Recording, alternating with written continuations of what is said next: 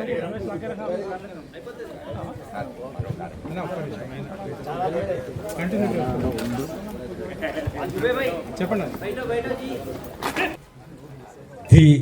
YouTube channel నిర్వాహకులు తమ్ముడు శ్రీనివాసాచారి, అలాగే మదన్జీ గారు, అందరికీ నా యొక్క నమస్కారాలు.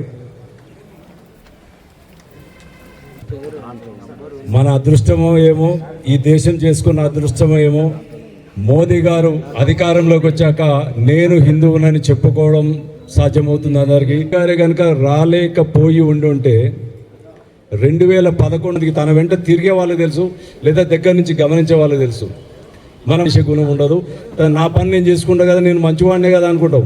ఎస్, ముందుకెళ్ళే ధైర్యం ఉండాలి. ఆ ధైర్యమే హిందువుల్లో లేదు. ఎందుకు లేదంటే ఎక్కడ ఏ దేవుని గుడి కానివ్వండి, ఎక్కడ హిందువులకు అన్యాయం జరిగిందంటే నలుగురు